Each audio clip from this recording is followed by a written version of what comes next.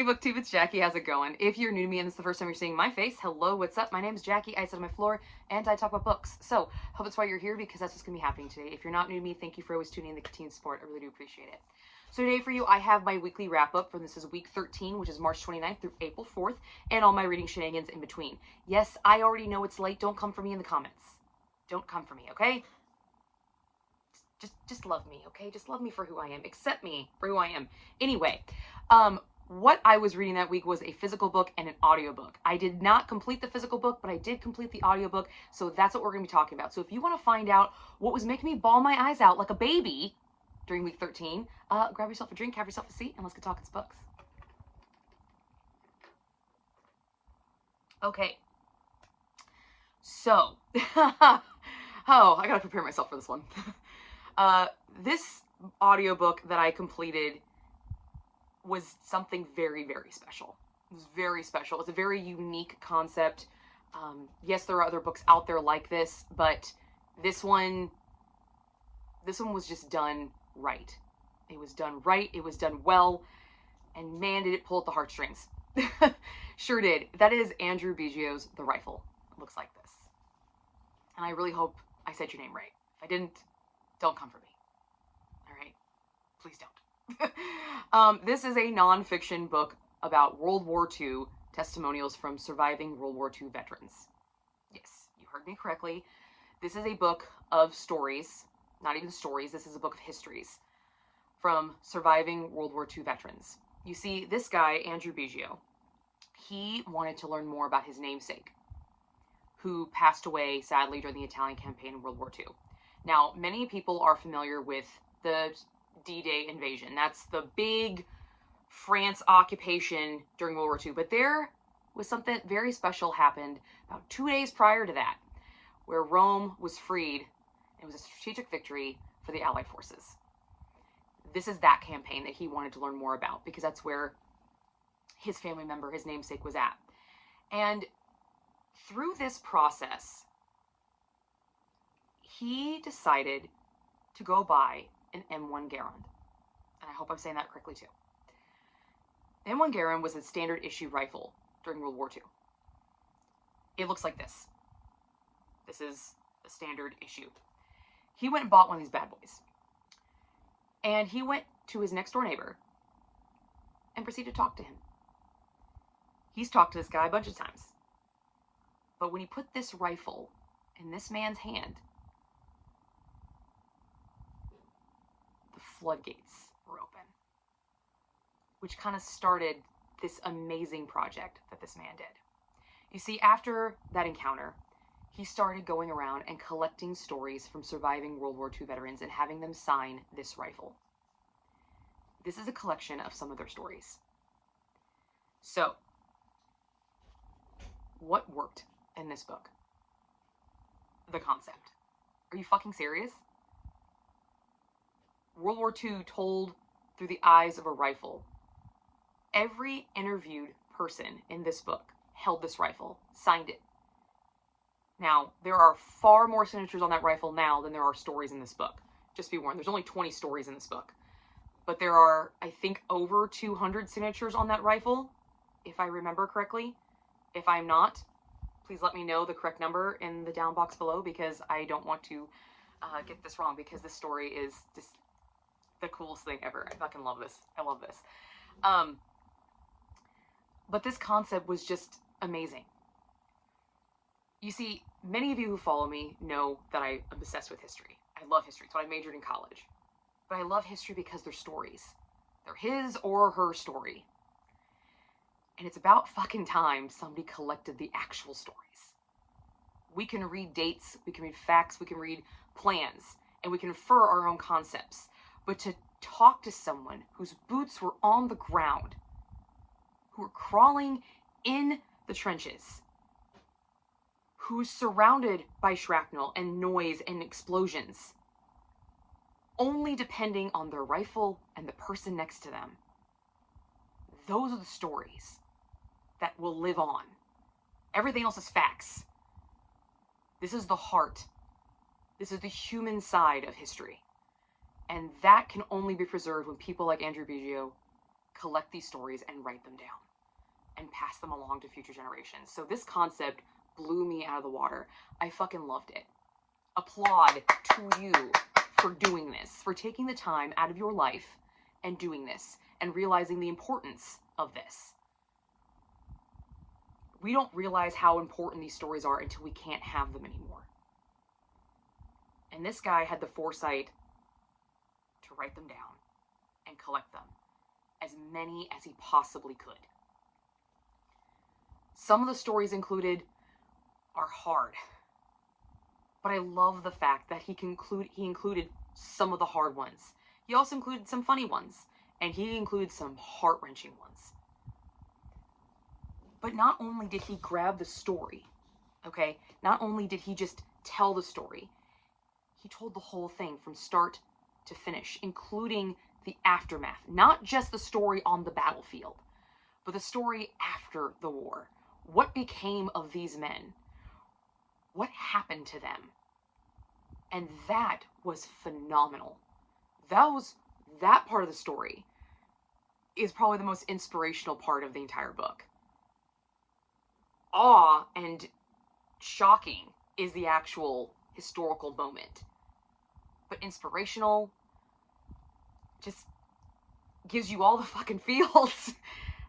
Part of the story where you find out what happened to them and how they survived. Good, bad, ugly, indifferent. Because they're all there. He had a very, very good collection of positive and kind of negative experiences. And I really appreciated that because some veterans don't always get the best treatment. And I'm glad that he was not afraid to show that and how sad and wrong that was. But I'm so glad that he included some of the stories that he did choose to include. And he also gave us a really good array of all of World War II, not just D-Day, not just here. He gave us a nice plethora of everything. So you really got to feel kind of not exactly what these guys went through, but you could appreciate the scope of what these men were doing. Yes, this was one man on Italian soil, but what he was doing was affecting other men 2 days later, invading a beach that would change the face of the war. You know, I love this. I thought it was so good. The next thing that 100% worked on this was the heart behind it. I mean, you've got to really give a shit to actually do this, okay? To sit there and listen to someone tell a story about something that they did. Try it sometime, okay? The patience, the dedication, the determination, because some of these people did not want to talk to this man, okay? Some of them didn't. And he was like, no, I'm not taking no for an answer. We're doing this. This is happening. He knew how important it was to get the story out. So just that heart and dedication behind it, it comes through in the story. Because not only do you hear the stories from our veterans, but you are also seeing his progression and how he sought these people out, how he found them, how he got connected to them. So you see how big this world is, but actually how tiny it is at the same time. And how all these people are interconnected, even though they might not know who each other is, but they share in a moment that none of us today will ever actually understand what it feels like. Many of this generation hopefully will never have to experience this. There was one story that really hit home for me. And I'm not going to do justice, so I'm just going to give you kind of a little brief synopsis of what it was. But this story was the one that really solidified this book in my heart and made me just like, yeah, this is fucking special. I mean, the concept was special, but this one this is the story that hit home for me. And it is about Al Bucarelli, I think is how he said his name.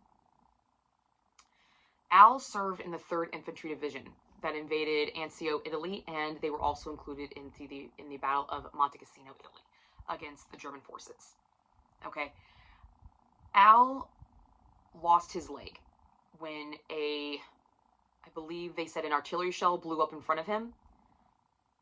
He not only lost his leg, but he lost his squadron leader by the name of Ray, who he didn't know. He didn't even know his last name, but he knew his name was Ray. And Ray spent the last 4 hours of his life with Al. Al was 19 years old when he lost his leg, and he didn't want to go home, but inevitably the army made him go home. Andrew Biggio also has a program where he works to take veterans back to the areas that they served, to their foxholes, to their trenches, to their landing zones. So he's not only just getting the story,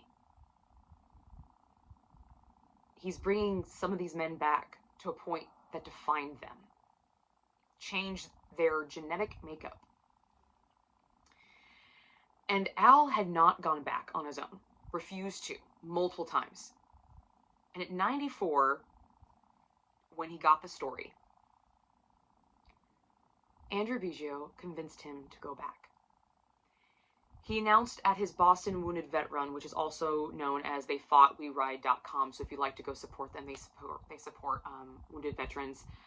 I will link their site in the down box below so you can go check them out. This Boston Wounded Vet Run is this major motorcycle club run, and it's massive. It's huge. Guys, it started off very small, and now it's massive. You can look it up. I mean, it's super impressive. But he announced that Al was going to be going back. Well, when Al went back and was in Italy, he was talking about this guy named Ray. I believe they were at dinner when they were mentioning it. And he said he couldn't remember his name. So Andrew, literally, it's hunting everything down that he can, okay? Reading all the records, going by infantry divisions, breaking it down, people buried in the Roman cemetery, anything you think of to try and narrow this down. And he finally found Ray James. I'm sorry.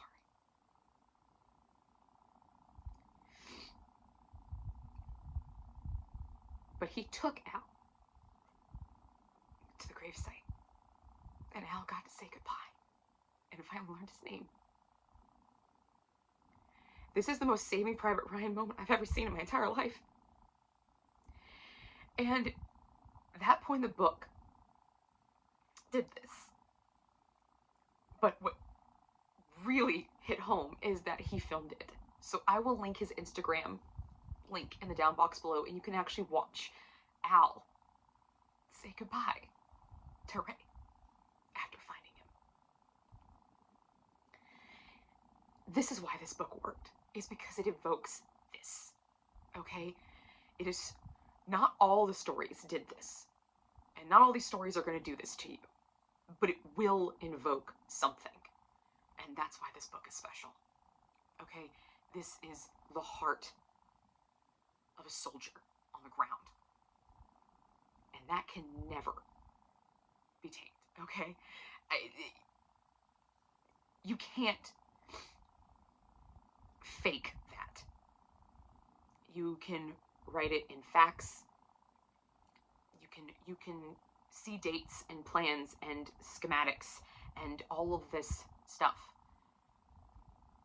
But that heart, once they're gone, that heart is gone too, unless the story has been told. And Andrew decided to keep them alive. And as long as you tell the stories, these people will go on living. I loved this book. I loved it. It got a 4.5 star from me.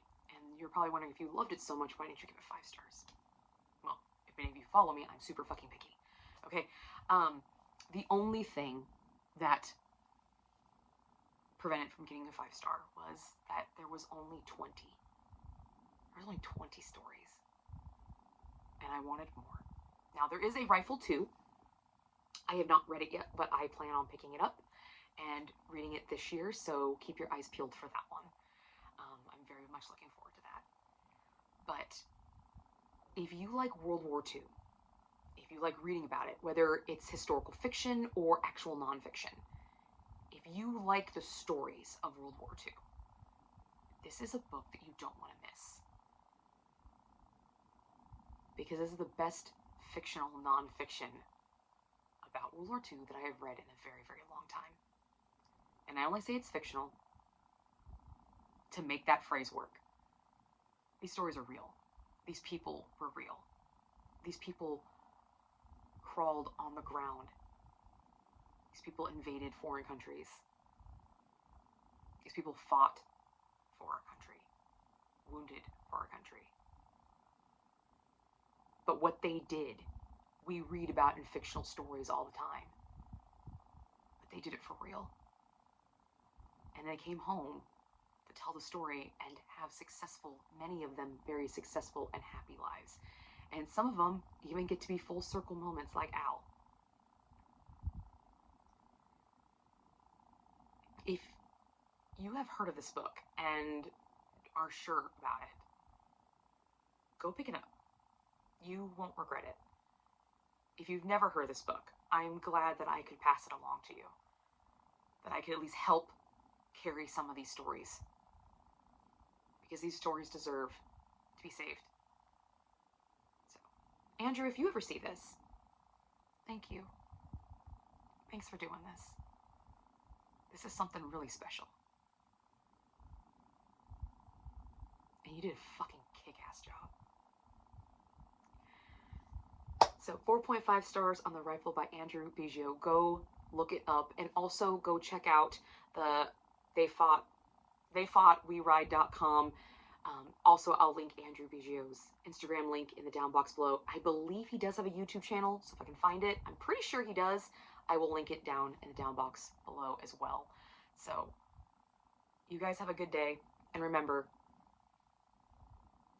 history is nothing more than his or her story. But to keep those people alive, we need to tell the stories. So if you know of a veteran or a person who has done something amazing or even done something small, but their time with us is not going to be very much longer, go ask them. Go get their story. And let them live a little bit longer. Have a good one, guys.